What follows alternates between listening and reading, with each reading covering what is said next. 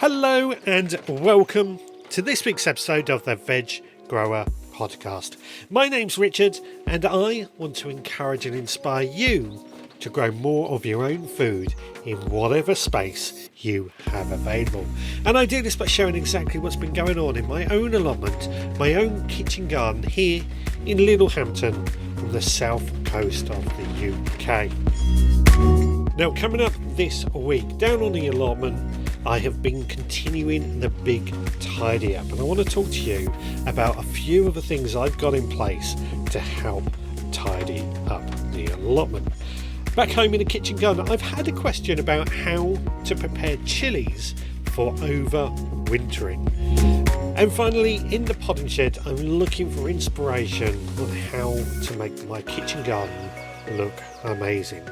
That's all coming up this week, so without much ado, let's get into it. Well, I'm down on the allotment at the moment, and you can probably hear I am in the greenhouse because we're getting a sudden downpour of rain, which caught me a little off guard. So I've just had to run into the greenhouse to get some shelter. However, I'm not complaining. I have been hearing that some of our reservoirs are incredibly low, so we desperately need this rain. I know I have banged on a lot this year about rain and the lack of it, but I think it is something we do have to consider. We do have to take action. And this is why I'm a firm believer in trying to store as much rainwater as we possibly can, but not just store rainwater, also try and conserve water where possible. Why do we use perfectly good fresh drinking water to flush the toilets is beyond me. Anyway, that's not really what I want to talk about today. Here on the allotment, I have been continuing to tidy up outside. Now, all week the weather has been pretty reasonable actually, but I am noticing it is getting dark when I finish work. So getting to the allotment is a bit of a struggle, and it is really starting to fine-tune the amount of time that I have. I think in a couple of weeks' time, when the clocks change, I don't think we'll be able to visit the allotment after work. But there's still the weekends. It's just the way it goes sometimes. But what I have been doing, as you know, I'm a big believer in trying to start in the same place whenever I visit the allotment. That basically means I start at the front and work my way forward. Now, obviously, by repeating this all the time, I'm basically clearing out weeds and just tidying up the beds that are there. And it's not much to really talk about, just clearing the weeds. It gets easier and easier the more we do it. All those weeds, of course, go into our compost bin. But the thing is, there's still areas that I believe we need to tidy up. And I've got lists of areas that I want to concentrate on over the winter period, particularly by the side of my sheds and the top of my allotment where I border with a neighbour. Now, talking of that area at the top of my shed, as you know, I've got my fruits growing there, and they have done really, really well this year actually. But my neighbour's plot is abandoned, it's empty, and I've had this huge bramble bush that has swamped over and covered over some of my current bushes, which has made it very, very difficult to say the least. But one of the things I did this year, and I'm really glad I did this, is I actually laid down a load of straw around the base of all these plants as a mulch. Now, I've been banging on so much about using straw as a mulch this year that I almost feel like I'm going on too much about it, much like the lack of rainfall. But in all honesty, the straw really has reduced the amount of weeding I've had to do in this area. The areas that I've managed to keep on top of, the areas that are not affected so much by my neighbours, the straw really has worked at just mulching out and reducing the amount of weeds that are growing there. And certainly a lot less of their bindweed and things like that. So I'm really pleased with that. I am really, really pleased with that. I will be lifting up that straw at some point and putting it into a Dalek compost bin just for safe keeping. And this is just purely so I can then lay down some compost in order to feed my plants. But then the straw will go back on. But one of the other things that we tend to try and keep tidy, especially over the winter, is our bamboo canes or hazel sticks, which is what I tend to use more of. I love using hazel sticks. I've got a hazel tree on the allotment that every year I take prunings of, or I coppice down, and I keep those sticks in order to use for growing our beans and peas up. Now, we're not quite at the point where we can start coppicing down that tree because it's still in full leaf. But once that tree has shed all its leaves, we will be coppicing those hazel sticks. But what I've really got is loads and loads of sticks that I've used for supporting my beans, climbing beans, French beans, all those beans that we have been growing. But when it comes to the winter and we're not using them, they can become quite messy. Many people will use bamboo canes. Now, ideally, we would store them away somewhere neat and tidy, but that can always be a problem. I've seen people that put shelves alongside their sheds or even inside their sheds in order to contain these bamboo canes. But I've came up with a different idea, which I have felt worked really well. In the past, I've just used an upturned pallet and I've just stuck my sticks in between the pallet stacks. That did work, but I came up with what for me is a much better idea. Along the side of my shed is I've screwed in 2 eyelets, and then attached to these eyelets I have attached a bungee cord. Now, this is really simple because the bungee is elastic. So I put all my sticks behind that bungee cord, which is really simple to do, not hard, and it works at keeping those sticks in place, secure. Little bit of give, so if the wind does catch them, they still move a little, but they're not falling all over the place. Now, the real advantage for me is that because this is such a simple idea, it is incredibly easy and quick to use. I simply just stick my sticks there. As we take them down, it takes seconds. It's not a faff at all.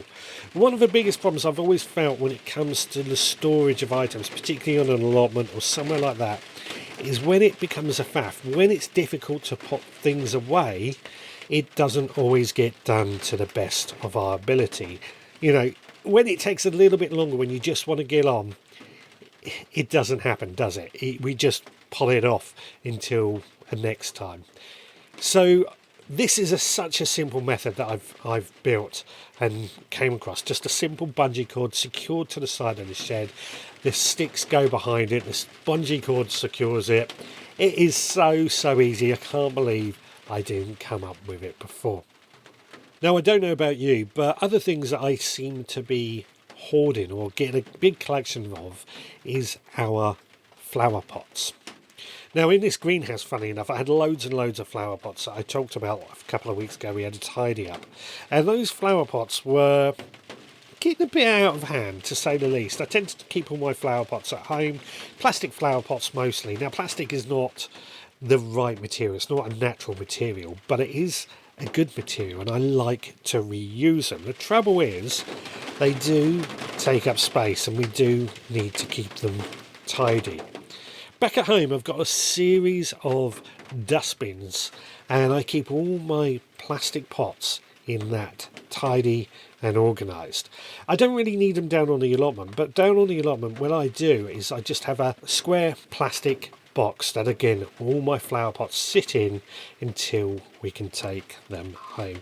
Good thing is they store away easy, and they just tidy things up significantly. So for me, it's been a really good way. I'm keeping things simple. Yes, I know plastic is not the best material, but we're not just throwing it around. We're using it more than once, and I think that for me makes it more suitable.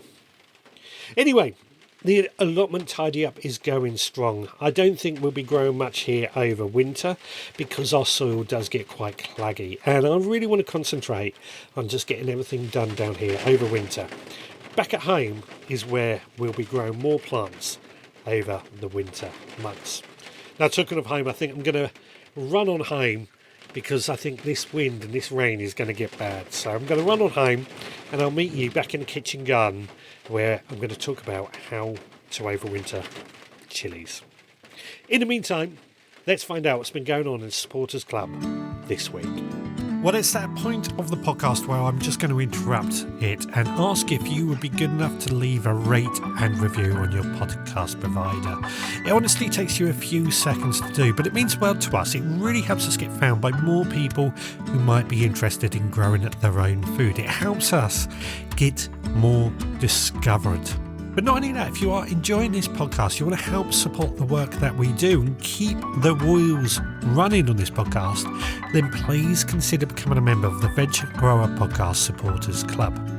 For just £5 a month, you get access to extra behind-the-scenes podcasts that give you a bit of an idea what's going on here at the Veg Grower Podcast HQ. Not only that, you also once a month get our monthly seed pack through your letterbox. That seed pack contains a collection of seeds that can be sown in that very month, as well as a copy of our mini newspaper, which gives you a few ideas of what to do that month, as well as instructions on how to sow those seeds. Now, as an example of what we've been doing with that seed pack this week, we've actually been sowing a couple of the seeds. We have sown some garlic chives. Every month I like to include a herb of some description, and garlic chives was what I selected this month. Something that we can grow indoors over the winter, something's tasty, something that can grow back every year as well. But not only that, we have also sown some broad bean seeds. Now, broad bean seeds are for overwintering, something that we've spoken about at the beginning of this month. One of the type of seeds I have to sow every single year. Really good thing to grow, really well worth sowing. So that gives you a bit of an idea what you can expect if you become a member of the Veg Grower Podcast Supporters Club. If that is something you would be interested in, then please head to the veggrowerpodcast.co.uk to find out more and sign up. Right, let's get back to the gardening. Well, I'm back home now and I've actually run into my shed. This is the new shed that I put up earlier this year, which it's another thing I've spoken a lot about because I've been really excited, really pleased with having this new shed. It's been a real, he says as he leaves the door open, but it's been a real bonus having this, somewhere to grow things, somewhere to really work and start my seedlings off here at home. So I'm really happy with it, as you can gather, and it's certainly played a part when it rains, because I do spend a lot of time here sorting things out. Now, I have had a question from Stuart Jackson, the school gardening teacher, as we know him, and he's asked me about how to overwinter chilies, because he's got a few that he wants to put into his greenhouse in order to keep them going over winter. And this is actually something that I do try to do every year as well. Now, I always sow some chilli seeds in August as well, but I also start sowing my chilli seeds in December to get an early start, because I find chilies do like a long growing period. But additionally, chilies are actually perennial in their native habitat. They can grow for several years if we look after them and prepare them correctly. The trouble is, here in the UK, it's pretty cold over winter. It's wet and cold, which isn't really what chilies want. But if we move them inside, we can really get them growing over winter and get them off to an early start next year. Now, I particularly have got some chilli plants that have done really, really well this year. I've done really well with chilies, and I've brought those into my shed here to overwinter them and try and keep them growing. Now, these are chilies that have been growing in pots, but if you've got some in the ground, it is still possible to dig them up, pop them into a pot, and then move them into a shed or a greenhouse, somewhere with plenty of light but that will keep them warm, in order to keep them alive over winter. And that's the key thing we're going to be doing, is keeping these plants alive over winter. Now, I'm still harvesting a lot of chilies off my plants, so I am a little bit reluctant to start preparing, but I've got one that isn't producing any chilies at the moment, so I'm going to use this one as an example of what we do to overwinter our chilies. Now, when you look at a chili plant, you obviously have the main stem, which you might have pinched out to make it a bit more bushy. But you'll have all these branches that are coming off. It's often where our chilies are produced. So all we got to do is cut these so you only have a third of every branch left to the stem. So really cut them back hard. And that's all the real preparation work that we have to do when it comes to these plants. Just cut them back quite hard, but then we've got to think about how we're going to look after them over the winter. They're not going to need much watering. Watering is significantly reduced, but they will need a little bit of water and a little bit of warmth. You basically don't want them freezing. Now, frost free is perfect. You could keep them in the kitchen, but it might get a little bit too warm and they will just continue to grow like normal chilies. That might be something you want to do anyway, but if you keep them in a frost free greenhouse or a shed, they will be fine. Just reduce the watering, keep them ticking over. But then about March, April, you want to start moving them outside, getting them used to being outside so that come May, they can permanently go outside. You will start seeing signs of life much before that. And also around that same time as when you start feeding them again. Over winter, you don't have to feed them, but they will continue to just survive throughout the winter and spring into life come spring. And then early in the year, you should get your chilies. Now, what I'd like to do is just make sure if we are going to get a really cold snap, we've got fleece to hand that we can just throw over these plants in order to ensure that they stay warm. That fleece, again, such a core thing that we need at this time of year. Really, really is. If you haven't got fleece yet, I'll add a link for Amazon for some fleece or places like that. Go get some. Keep it in your shed. You will need it if you're protecting some of your plants. That is it. That's all you have to do. It's quite simple. Just trim them back, reduce the watering, keep them warm, and that is the key to overwintering chilies. Now, added to that, what else has been going on here at the Veg Grower Podcast HQ? Now, in the mornings before I leave to work, again, it is a little bit too dark to do anything. I do pop out for about 10 minutes, just doing a little bit of weeding, keeping an eye on everything. I can see that many of my brassicas are starting to really put on plenty of growth now. The Brussels sprouts are starting to show. The kale is starting to look like we can really start enjoying it. Cabbages, cauliflowers, we're really starting to see plenty of brassicas now, and the leeks are putting on their girth. They're getting big, so everything is going in the way that we want. Our eggs from our chickens are continuing to come in as well.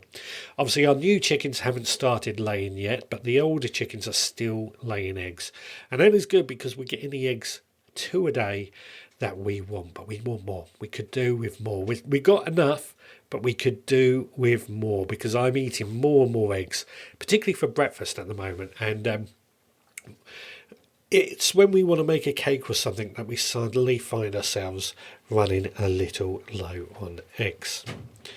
Now, believe it or not, I'm looking at my courgette plant outside at the moment, and it is still flowering. It is still producing courgettes. This for me is an absolutely unheard of. This late in the year to still be getting courgettes, it's still producing. It is such a balmy year this year, which is absolutely amazing because who would have thought we would be getting fresh courgettes in the middle of October. But our beetroot has also been a real success. I've harvested a load of beetroot this week because we're making some beetroot and chocolate brownies, and harvested a load of those. They were really good. We're actually quite successful with beetroot, but where I've harvested those beetroots, it's left a bit of an empty space, so I've just filled that space up with some fresh compost to start rejuvenating the soil. And I'm going to give that a couple of days to settle down, and then eventually what we're going to do is try and grow some food in that space over winter, just to keep it ticking over. And if we can't grow food, we grow green manures. Remember, that's my rule. If we can't grow food, we grow green manures. Not quite sure what I'm going to put in that space just yet, but that will probably come up next time. So chilies are now prepared for overwintering. I'm looking into my greenhouse as well, and my chili plants and my aubergine plants are still producing in there as well. So yeah, we're doing all right. We are doing all right. I'd love to know how much food that you are still harvesting. Are your chilies and your aubergines and your tomatoes still producing? Let me know. Get in touch. Right, I'm going to head on into the potting shed now. In the meantime, let's find out about the recipe of the week. Chopping all the veggies, sizzle in the air. Chef Scott with the magic, smells are everywhere. Water starts to boil, onions hit the pan. Recipe of the week, let the feast begin. Cooking with Chef Scott, flavors come alive. Tune in every week for a tasty bite. Well, indeed, it is our time for our recipe of the week. And this week's recipe you will find on the website at the veggrowerpodcast.co.uk. But it is a delicious recipe, just perfect for this time of year. It's a spicy autumn potato soup. Now, I do find as we turn colder, I do find myself eating more and more soups. Something warm and simple, full of flavour. And this spicy autumn potato soup just fits the bill perfectly. It's a great way to use up a few stored potatoes, those last of the chilies and peppers from the greenhouse, and it is just hearty, filling, natural, just absolutely lovely. Now, I tend to make my soups inside my Kitchen Ninja blender because we can just put all the ingredients in there and it does the cooking for us. But if you don't have that, you can do this on a pan on the hob, and it's just as easy. So to cook, we take 1 teaspoon of olive oil and a knob of butter, pop that into a pan and just gently heat until the butter is melted.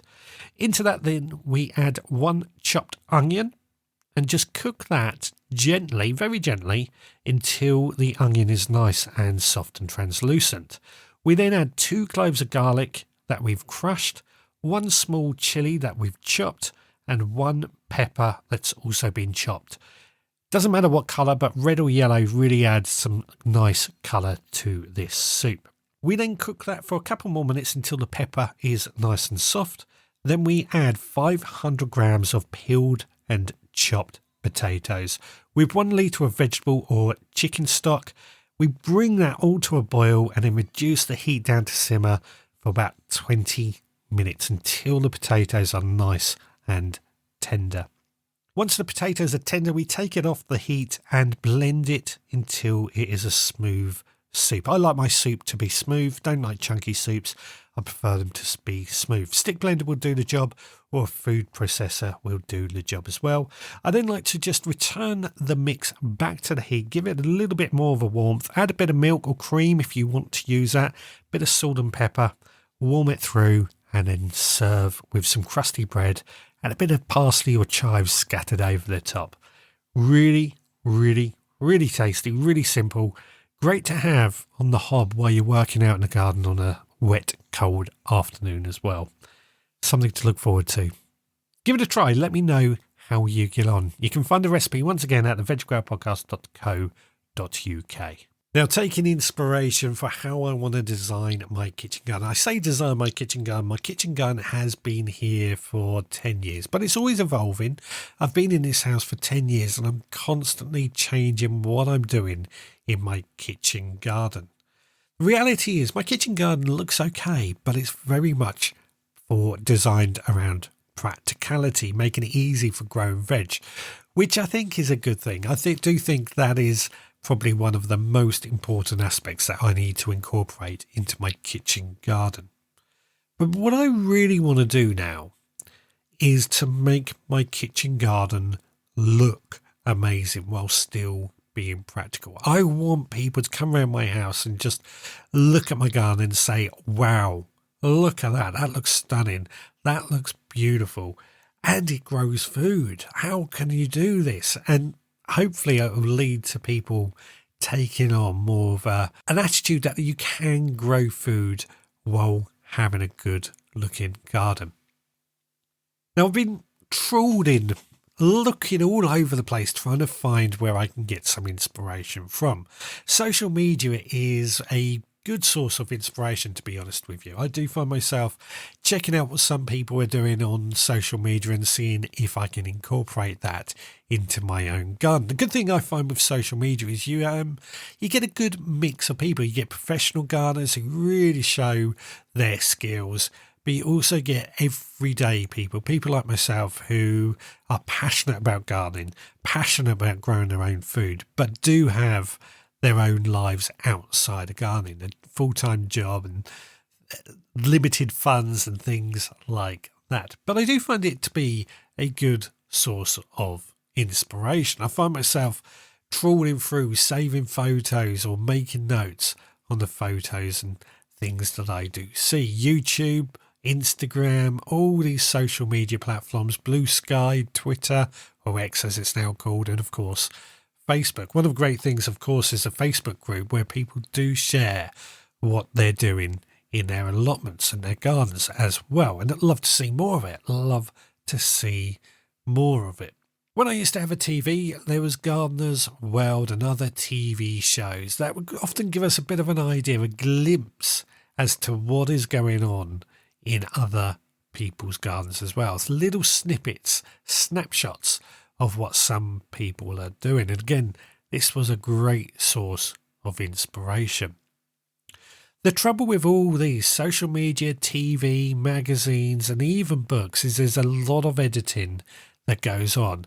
You will see the best bits, but not necessarily the bad bits. Not in all cases. There are some where we do see the bad bits as well. But for me, I really want to see a good all-round garden that shows the good bits and the bad bits.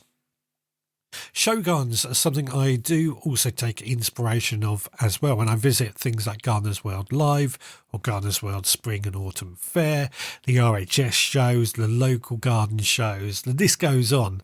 They often have show gardens where designers are showing off their talents, trying to create gardens that draw people in and look amazing. Now, I love show gardens. I really do love show gardens.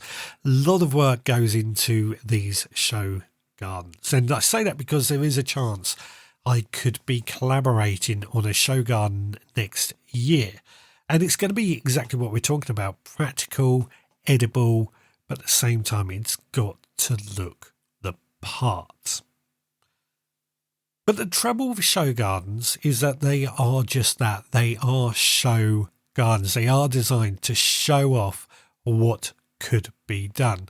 They're not necessarily going to stand up to the rigmarole of everyday life, such as kids playing football in your garden or the dog running around, things like that that do actually go on in your traditional garden. Show gardens are just that. And for the same matter, stately homes or public gardens that I often go and visit. Now, these are something I absolutely love visiting. I haven't done much of it this year, but I absolutely love visiting some of these stately home gardens, Westing Gardens or Bewley Gardens and Kew Gardens, just some examples. And I love visiting the vegetable plots, seeing what they're doing, how they are incorporating it and making it look good. Now, the great thing about the stately homes in particular, the public gardens, is that often get to see how they prune trees to make them look good. Things like espalier or cordon-trained trees that look stunning. When trees are pruned in the right way, they could form a fence or an arch I've seen made out of pear trees, which these just give me a lot of inspiration. But the downside is they have a lot of space, which in my small little garden I don't always have. But they also have a team of experienced and knowledgeable gardeners behind them doing the work as well. Now, on a small scale, we could bring some of these ideas that I see at stately homes and bring it down to a small scale. If I use the pear arch as an example, the pear arch I've seen at Westing Gardens is huge. It's probably 10 metres long. There's probably about 10 pear trees all trained over this metal arch. And it looks amazing. It really does look amazing. But in my little garden, that's going to take up quite a large amount of my garden. So it's not practical. Instead, what I've done, I've got an arch and I've put an apple tree and a pear tree on either side of it that we're tying in and going to climb it around the arch, which is only a metre long. So I've brought it down on a smaller scale and reduced the amount of trees that we have. And that's going to work, I think. It is going to work. But the key thing here is that I'm reducing it down. I've taken the inspiration from what I've seen at stately homes and I've incorporated that into my own garden. Hotel gardens are always a good one as well. I find that they have a lot of, especially the really posh hotels, they have a lot of kitchen gardens that are there to really get people excited about what they're going to eat for dinner. So that's a really, really good inspiration. Of course, it's all well and good saying, yeah, let's go and visit these places and take inspiration. The trouble is, we don't have enough hours in the day, do we? So for me, the internet has been a great source of places that I have been searching for these inspirations, just looking them up and seeing what I can incorporate into my own garden has been great. Now, I'm not saying that I'm going to get the garden 100% right. My ambition is next year to really make it look like it really inspires people to grow their own food. I think we're going to do well, but I really do want it to look amazing. But let me know, where do you get your inspiration from for your own garden design? Let me know. It's easy enough to get in touch. You can email me, richard@theveggrowerpodcast.co.uk, or you can visit my website, theveggrowerpodcast.co.uk, where you can leave a comment or you can leave a voicemail. Alternatively, you can rate and review, and when you review, you can let me know where you take your inspiration from. Now, on that note, Lynn has left us a review last week, and she says, "Hi Richard, I'm very jealous of your grapevine, and my seeds are so organised now, all in sealed plastic containers, all labelled. Thanks for the inspiration, Lynn." You're very welcome. This is what I want to hear, what people are doing in their own allotments, their own gardens, really getting to grips with growing their own food. Of course, you can find me on social media. Don't forget to follow, like and subscribe and all that jazz as well. But love for you to get in touch through social media as well. Now, if you've enjoyed this podcast, then please consider becoming a member of the Supporters Club as well. Right, I think that just about covers everything, so I'm going to wrap this podcast up. We will be back again next time, so until then, please take care.